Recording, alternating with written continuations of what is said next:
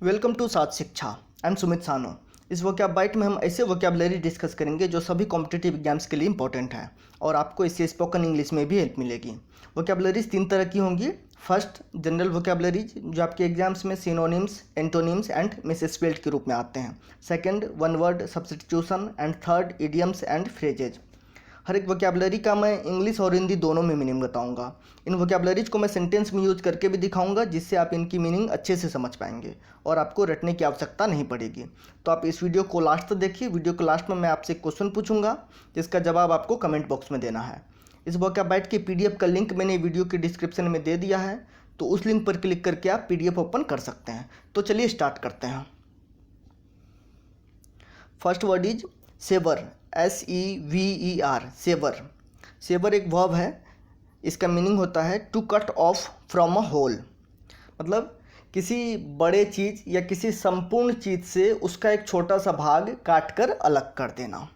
Saver का एक दूसरा मीनिंग होता है टू ब्रेकअप, मतलब संबंध विच्छेद करना, किसी से संबंध तोड़ना, नाता तोड़ना। इन दोनों मीनिंग को सेंटेंस में देखते हैं। Baahubali severed the head of Bhallala Dev's son from his body. Baahubali ने भल्लाल देव के बेटे का सिर उसके शरीर से काटकर अलग कर दिया। After terrorist attack in Uri, India savoured all ties with Pakistan. Uri में आतंकवादी हमला होने के बाद भारत ने पाकिस्तान के साथ जितने भी रिश्ते थे सब तोड़ लिया। तो सेवर का एक मतलब हो गया किसी बड़े भाग या किसी संपूर्ण चीज़ से एक छोटा सा भाग उसका काट कर अलग कर देना, और दूसरा मीनिंग है किसी से रिश्ता तोड़ लेना, किसी से संबंध तोड़ लेना। Next is amputate, AMPUTATE, amputate. Amputate एक वर्ब है जिसका मतलब है to sever a limb surgically. अभी सेवर वर्ड हमने देखा, मतलब किसी बड़े चीज़ से उसका एक छोटा भाग काट कर अलग कर देना। और लिम्ब क्या होता है? शरीर के किसी भी अंग को हम लिम्ब नहीं बोल सकते। जनरली हाथ, पैर, अंगुलियां, इन चीज़ों को लिम्ब बोलते हैं। अगर कोई पक्षी है तो उसका जो पंख होता है उसको लिम्ब बोल सकते हैं।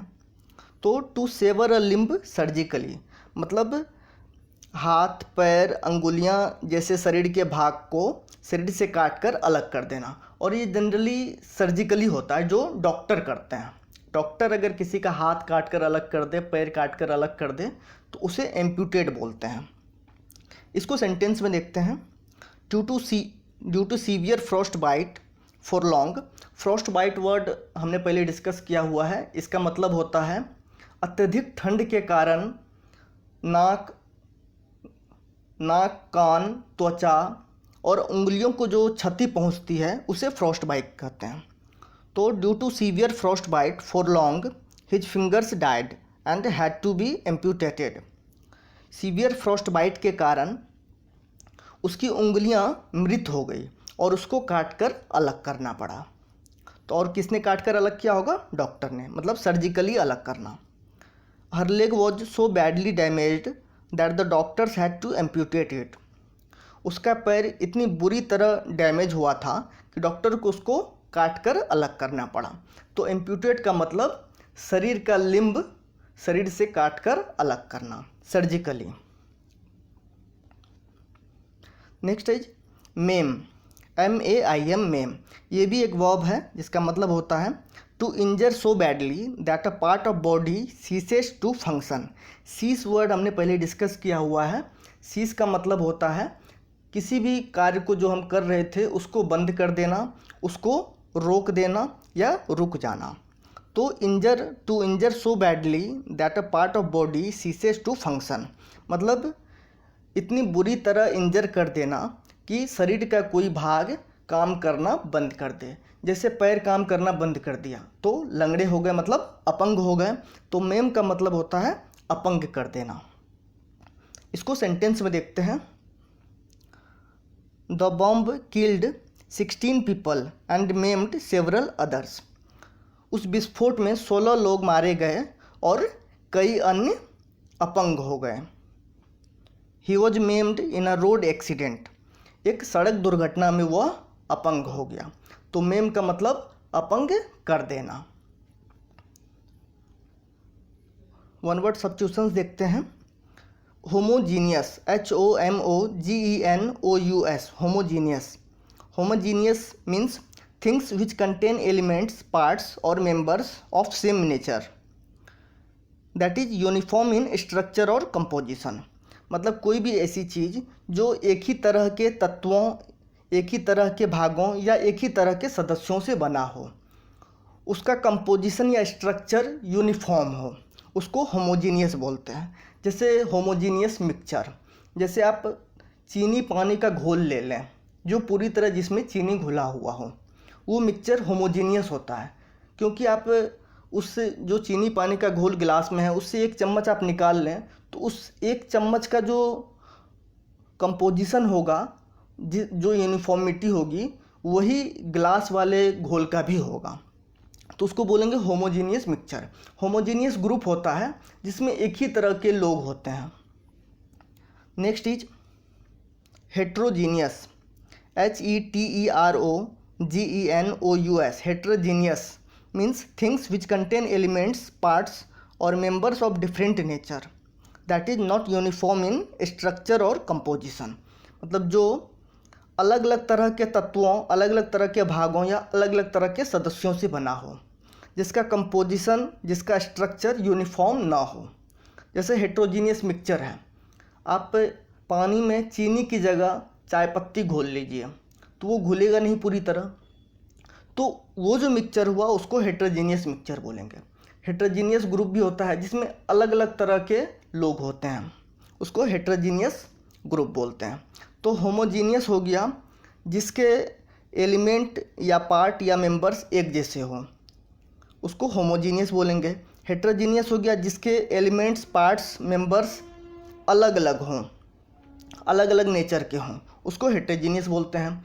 होमोजीनियस का कंपोजिशन या स्ट्रक्चर यूनिफॉर्म होता है, जबकि हेट्रोजीनियस का कंपोजिशन और स्ट्रक्चर डिफरेंट होता है, यूनिफॉर्म नहीं होता है। तो होमोजीनियस और हेट्रोजीनियस एक दूसरे के एंटोनिम हैं। इडियम देखते हैं। For a song means at a very low price, बहुत ही सस्ते में, बहुत कम कीमत पर। मतलब ऐसी कीमत जो नॉर्मल कीमत होता है उससे बहुत ज़्यादा कम हो। सेंटेंस में देखिए, the minister helped their kith and kin. देखिए किथ एंड किन इडियम हमने पहले डिस्कस किया हुआ है, इसका मतलब होता है रिश्तेदार, क्लोज रिलेटिव। तो the minister helped their kith and kin purchase government land for a song. मंत्री जी ने अपने रिश्तेदार को सरकारी ज़मीन बहुत ही सस्ते में खरीदने के लिए मदद किया। I bought this phone on Flipkart for a song as there was a good offer there. मैंने ये फ़ोन फ्लिपकार्ट पर बहुत ही सस्ते में ख़रीदा क्योंकि वहाँ एक बहुत ही अच्छा ऑफ़र चल रहा था। अच्छा, आपने एक बात गौर किया होगा, मैंने कल भी बताया था आपको कि जब भी मैं कोई सेंटेंस डिस्कस करता हूँ उसमें से ऐसे वोकैबुलरी डालने की कोशिश करता हूँ जो हमने पहले वोकैब में डिस्कस किया हुआ है, ताकि इनका रिवीजन होता रहे। इसलिए आप डेली मॉर्निंग में उठकर वोकैब देखा कीजिए, और अगर आप ऐसा करते हैं तो आप देखेंगे कि कुछ समय बाद आपके वोकैबुलरी का स्टॉक काफ़ी अच्छा हो जाएगा। इससे आप एग्जाम्स में synonyms, antonyms, misspelled, one word substitution and idioms के क्वेश्चंस तो इजीली कर ही लेंगे। इससे आपको कॉम्प्रिहेंशन, क्लोज टेस्ट और सेंटेंस अरेंजमेंट के क्वेश्चंस में भी काफ़ी हेल्प मिलेगी। अब लास्ट वीडियो के क्वेश्चन का आंसर। क्वेश्चन था a suitable word for injury due to extreme cold. इसका सही आंसर है option number 2, frost bite. Frost bite का मतलब होता है, हमने आज के वोकैब में भी डिस्कस किया है अभी, कि अत्यधिक ठंड के कारण जो उंगलियों, नाक, कान, स्किन को जो नुकसान पहुंचता है, क्षति होती है, उसको फ्रॉस्ट बाइट बोलते हैं। बाकी ऑप्शंस भी देखते हैं। स्नेक बाइट मतलब सांप का काटना। शू बाइट होता है जब हम कोई नया जूता या चप्पल खरीदते हैं तो उसको पहनने से कभी कभी पैर कटने लग जाता है, तो उसको बोलते हैं शू बाइट। और चौथा ऑप्शन है वोकैब बाइट। तो ये तो आप जानते ही हैं, आपका favourite vocabulary show vocab bite. अब आपके लिए आज का question, a suitable word for plants of a particular region. आपको 4 ऑप्शन दिए गए हैं, oviparous, viviparous, flora and fauna. इन चारों में से जो भी ऑप्शन सही आंसर होगा वो आपको कमेंट बॉक्स में लिखना है। और कमेंट बॉक्स में आंसर लिखते समय आप ऑप्शन नंबर लिखने की बजाय पूरा आंसर टाइप करने की कोशिश कीजिए, वो भी ऑटो करेक्ट और सजेशन की हेल्प लिए बिना। इससे आपकी स्पेलिंग इम्प्रूव होगी। इस वोकैबुलरी में हमने जितने भी वोकैबुलरी डिस्कस किए हैं उनमें से मोस्टली किसी न किसी एग्जाम्स में पहले पूछे जा चुके हैं और ये बहुत इंपॉर्टेंट है। इसलिए इन्हें आप वीडियो की PDF से नोट करके रिवीजन करते रहिए। और यही रीज़न है कि हर एक वीडियो के साथ उसका PDF मैंने ज़रूर दिया है। ये वीडियो आपको कैसा लगा हमें कमेंट करके ज़रूर बताइएगा। अगर आपको इस वीडियो से आपकी स्टडी में हेल्प मिली तो इसे लाइक करके अपने दोस्तों के साथ शेयर कीजिए। अगर आपने अब तक भी सार शिक्षा को सब्सक्राइब नहीं किया है तो सब्सक्राइब करके बेल आइकन प्रेस कर लीजिए ताकि नेक्स्ट वीडियो की नोटिफिकेशन आपको मिलती रहे। Thanks for watching.